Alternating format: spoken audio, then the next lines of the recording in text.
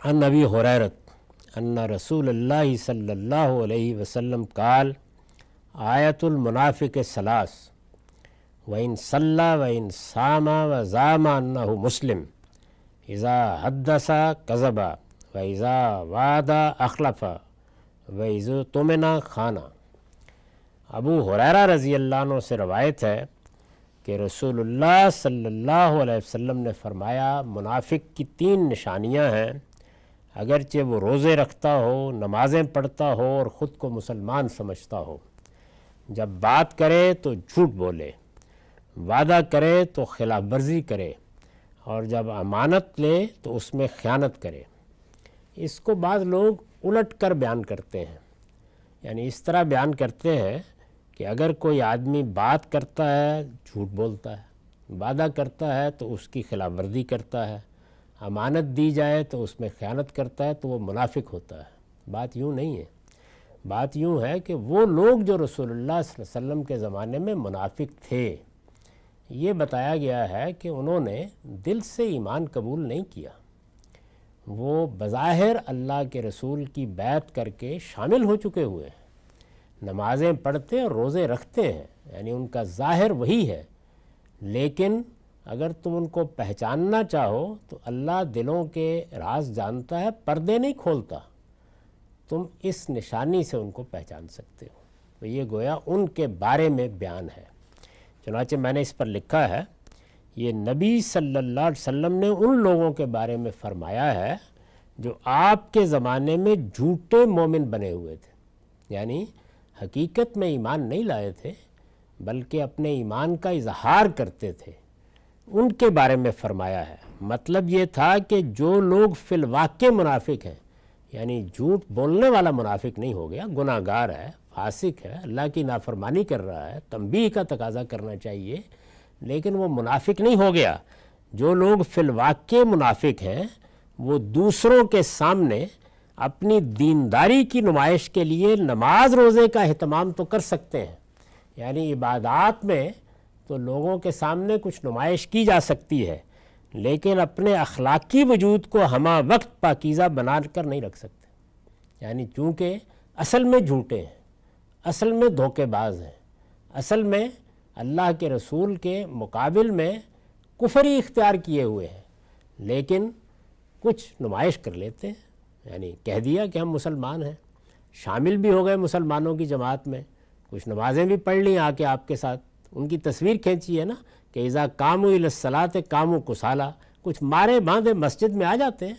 لوگوں کے دکھاوے کے لیے نماز تو پڑھنا ہی پڑتی ہے، اس لیے کہ اس وقت اس کا کوئی تصور نہیں تھا کہ مسلمان بھی ہو آدمی اور نماز بھی نہ پڑھے۔ تو فرمایا کہ یہ سب چیزیں تو یہ لوگ کر لیتے ہیں، لیکن 24 گھنٹے اپنے آپ کو اخلاقی لحاظ سے پاکیزہ بنانا یہ آسان کام نہیں ہے۔ تو ارشاد فرمایا کہ تم ان کے کرتوت دیکھ لیا کرو، بس معلوم ہو جائے گا کہ یہ حقیقت میں ایمان نہیں لائے ہوئے ہیں۔ تو اس کی یہ نشانیاں بیان کی ہیں، لیکن اپنے اخلاقی وجود کو ہمہ وقت پاکیزہ بنا کر نہیں رکھ سکتے، چنانچہ اس امتحان میں لازماً ناکام ہو جاتے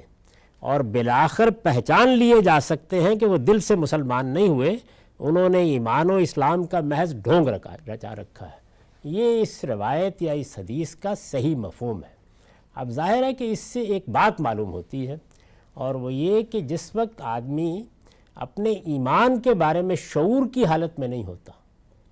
یعنی اب قیامت تک بہت سے لوگ ہوں گے کہ ان کا ایمان شعوری ایمان ہے، سمجھ کر سوچ کر مسلمان ہے،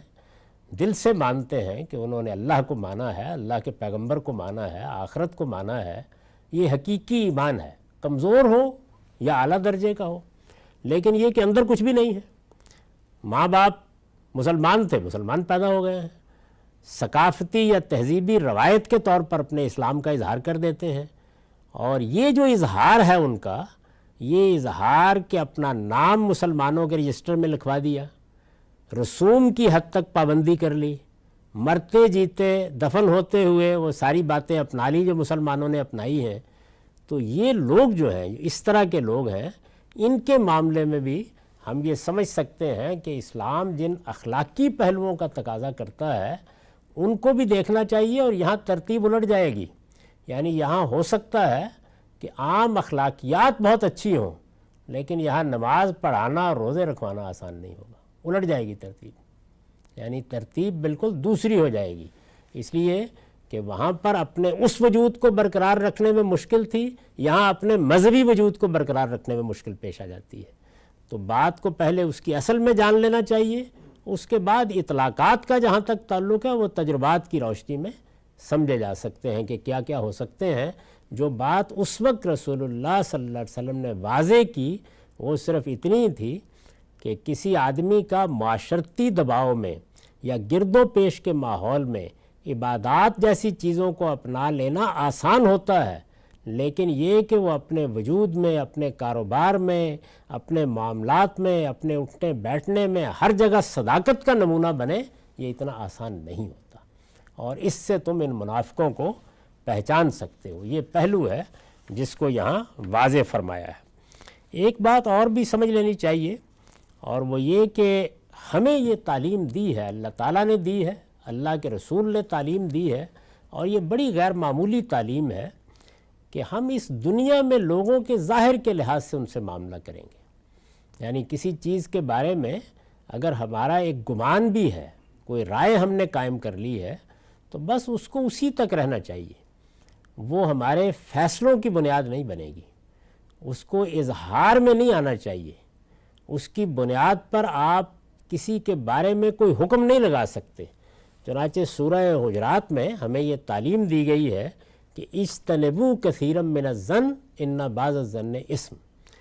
کہ تم لوگوں کو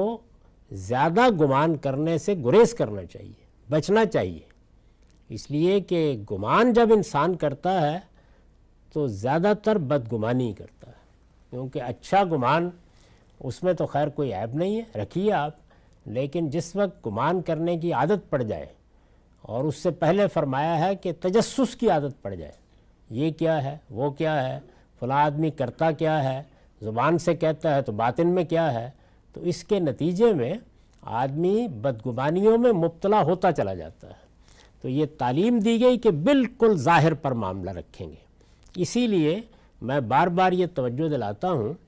کہ ہمیں اپنے معاملات میں یہ چیز ملحوظ رکھنی چاہیے۔ یہاں چونکہ نفاق، فلاں آدمی فلاں کے پیچھے ہے، فلاں چیز کی سازش کر رہا ہے، فلاں اصل میں فلاں کا نمائندہ یا ایجنٹ ہے، اس طرح کی باتیں بے تکلف ہماری زبان پر آتی ہیں اور ہم ان کے فیصلے کرتے رہتے ہیں، تو ہمیں یہ تعلیم دی گئی کہ ہم قول کو دیکھیں گے، ہم فعل کو دیکھیں گے،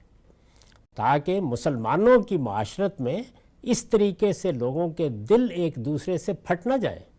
وہ اپنا بھائی سمجھیں،